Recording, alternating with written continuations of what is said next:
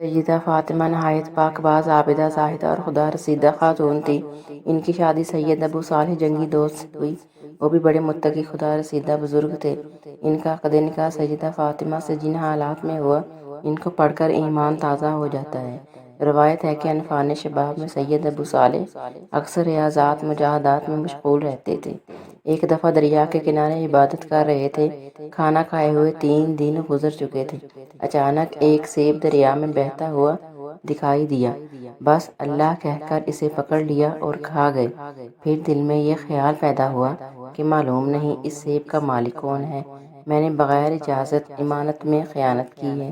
یہ خیال آتے ہی اٹھ کھڑے ہوئے اور دریا کے کنارے کنارے پانی کے بہاؤ کی مخالف سمت سیب کے مالک کی تلاش میں چل پڑے۔ کافی زیادہ فاصلہ طے کرنے کے بعد ان کو لبے دریا کے کنارے ایک وسیع باغ نظر آیا۔ اس میں سیب کا ایک تنا آور درخت تھا جس کی شاخوں سے پکے ہوئے سیب پانی میں گر رہے تھے۔ سید ابو صالح نے لوگوں سے اس باغ کے مالک کا پتہ دریافت کیا تو معلوم ہوا اس کے مالک یاران کے ایک رئیس سید عبداللہ سومئی ہیں۔ تو فوراً ان کی خدمت میں حاضر ہوئے اور سارا ماجرا بیان کیا کہ کیسے سیب کھایا اور میں نے کھا لیا اور بعد میں بغیر اجازت سیب کھا لینے کی معافی چاہی۔ سید عبداللہ سومئی خاصان خدا میں سے تھے۔ وہ سمجھ گئے کہ یہ نوجوان اللہ کا خاص بندہ ہے۔ دل میں تڑپ اٹھی اور اس کو سایہ عافیت میں لے لوں۔ فرمایا کہ 10 سال اس باغ کی رکھوالی رکھو، مجاہدہ نفس کرو، پھر سیب معاف کرنے کے بارے میں سوچیں گے۔ سید ابو صالح نے یہ شرط منظور کر لی اور 10 سال تک باغ کی رکھوالی کرتے رہے۔ ساتھ ہی سید عبداللہ سومئی کی ہدایت کے مطابق مدارج سلوک بھی طے کرتے رہے۔ آخر کار 10 سال پورے ہوئے۔ 10 سال کے بعد سید عبداللہ کی خدمت میں حاضر ہوئے۔ انہوں نے فرمایا کہ 2 سال اور باغ کی رکھوالی کرو۔ سید ابو صالح نے تعمیل ارشاد کی، چنانچہ 2 سال اور خدمت کی۔ جب 12 سال کی مدت پوری ہوتے ہی سید عبداللہ نے انہیں بلا کر فرمایا، اے فرزند، تو آزمائش کی کسوٹی پر پورا اترا ہے، لیکن ابھی ایک اور خدمت باقی ہے۔ وہ یہ کہ میری ایک لڑکی ہے جو پاؤں سے لنگڑی ہے، ہاتھوں سے لونجی ہے، کانوں سے بہری بھی ہے، آنکھوں سے اندھی بھی ہے۔ اس بیچاری کو اپنے نکاح میں قبول کرو تو میں سیب تمہیں بخش دوں گا۔ سید ابو صالح نے یہ شرط بھی منظور کر لی اور سید عبداللہ نے اپنی لخت جگر کا نکاح ان سے کر دیا۔ ان کی یہ لخت جگر سیدہ فاطمہ تھی۔ چنانچہ جب ان کا نکاح ہو چکا، شادی کے بعد سید ابو صالح نے جب سیدہ فاطمہ کو دیکھا تو دیکھ کر حیران ہو گئے کہ ان کے تمام اعضاء صحیح سالم ہیں اور وہ کمال درجہ کے حسن ظاہری سے متصف ہیں۔ تو دل میں یہ وسوسہ پیدا ہوا، شاید کوئی اور لڑکی اس وقت نکاح میں اور ہے، لیکن یہ لڑکی اور ہے۔ اسی وقت باہر نکل گئے اور شیخ کی خدمت میں حاضر ہو کر واقعہ بیان کیا۔ انہوں نے فرمایا، یہی لڑکی میری لخت جگر اور تمہاری بیوی ہے۔ اس کی جو صفات میں نے تم سے بیان کی تھی، ان کا مطلب یہ ہے کہ اس نے آج تک کوئی بھی کام شریعت کے خلاف نہیں کیا، اس لیے یہ لونجی ہے۔ آج تک گھر سے باہر قدم نہیں رکھا، اس لیے یہ لنگڑی ہے۔ آج تک خلاف حق کوئی بات نہیں سنی، اس لیے یہ بہری ہے۔ آج تک کسی بھی نامحرم پر نظر نہیں ڈالی، اسی لیے یہ اندھی ہے۔ اب سید ابو صالح سب کچھ سمجھ گئے۔ ان کے دل میں اپنی اہلیہ کے لیے بے حد محبت اور عزت پیدا ہو گئی اور اسی طرح بخیری و خوبی ان دونوں پاک باز ہستیوں کی رفاقت حیات کا آغاز ہوا۔ انہوں نے جیلان میں ہی مستقل سکونت اختیار کر لی۔ وہیں سیدہ فاطمہ کے بطن سے یہ اختلاف روایت میں آیا ہے کہ وہ عالم اسلام کی مایہ ناز ہستی پیدا ہوئیں کہ جن کے محتمم بشان تبلیغی اور اصلاحی کارناموں نے خزاں رسیدہ شجر ملت کو سرسبز کر دیا، راہ راست سے بھٹکے ہوئے لاکھوں انسانوں کو ہدایت پر گامزن کر دیا۔ ہماری مراد سیدنا شیخ عبد القادر جیلانی سے ہے کہ شیخ عبد القادر جیلانی ان کے بطن سے پیدا ہوئے۔ چنانچہ حضرت شیخ ابھی کم سن ہی تھے کہ سایہ پدری سے محروم ہو گئے۔ والدہ ماجدہ نے بڑے صبر اور حوصلے سے کام لیا اور اپنے 5 سالہ فرزند کی تعلیم و تربیت اور نگرانی پر خاص توجہ دی۔ اسی توجہ کا نتیجہ تھا کہ سیدنا شیخ عبد القادر ایک مثالی صالح جوان بنے۔ ابتدائی تعلیم انہوں نے مقامی مکتب میں ہی حاصل کی۔ 18 سال کی جب عمر ہوئی تو 18 سال کی عمر میں مزید تعلیم کے لیے بغداد جانے کا ارادہ کیا۔ اس مقصد کے لیے والدہ ماجدہ سے اجازت طلب کی۔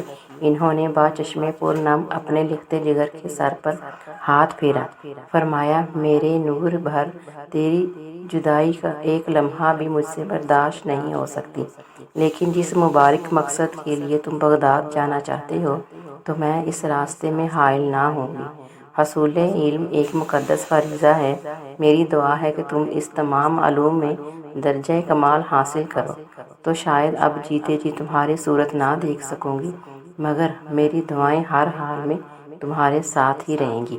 پھر فرمایا کہ تمہارے والد مرحوم نے ترکہ میں 80 دینار میرے پاس ہیں، 40 دینار تمہارے بھائی کے لیے رکھتی ہوں اور 40 زادِ راہ کے لیے تمہارے سپرد کرتی ہوں۔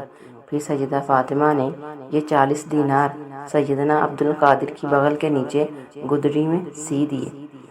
جب وہ گھر سے رخصت ہونے لگے تو ان سے فرمایا کہ میری بات غور سے سنو میرے پیارے بچے، میری آخری نصیحت سن لو اور اسے کبھی نہ بھولنا۔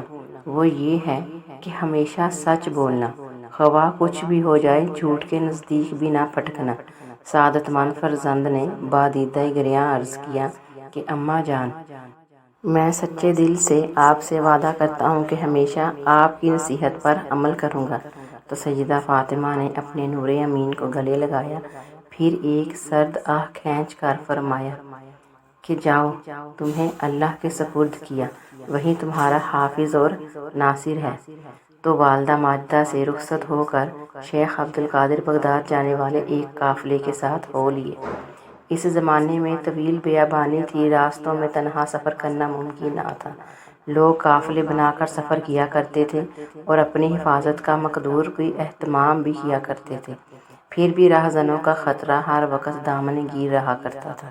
شیخ عبد القادر کا قافلہ جب ہمدان سے آگے ترینک کے سنسان کوہستان علاقے میں جا پہنچا تو 60 قذافوں کے ایک جتھے نے قافلے پر حملہ کر دیا۔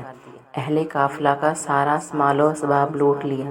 شیخ عبد القادر ایک طرف کھڑے تھے کہ ایک ڈاکو ان کے پاس آیا اور ان سے آ کر پوچھا کہ اے لڑکے، تمہارے پاس بھی کچھ ہے یا نہیں؟ تو انہوں نے بلا خوف و ہراس اطمینان سے جواب دیا کہ ہاں، میرے پاس 40 دینار ہیں۔ ان کی ظاہری حالت دیکھ کر ڈاکو کو ان کی بات پر یقین نہیں آیا کہ یہ لڑکا جھوٹ بول رہا ہے یا سچ بول رہا ہے، تو وہ ایک نگاہ اس پر ڈالتا ہوا چلا گیا۔ پھر ایک دوسرا ڈاکو آیا، اس نے یہی سوال کیا، انہوں نے بھی وہی جواب دیا۔ یہ ڈاکو بھی اس کی بات کو ہنسی میں اڑا کر چلا گیا اور شدہ یہ بات ڈاکوؤں کے سردار بدوی پر جا پہنچی۔ اس نے اپنے ساتھیوں کو حکم دیا کہ اس لڑکی کو پکڑو اور میرے پاس لاؤ۔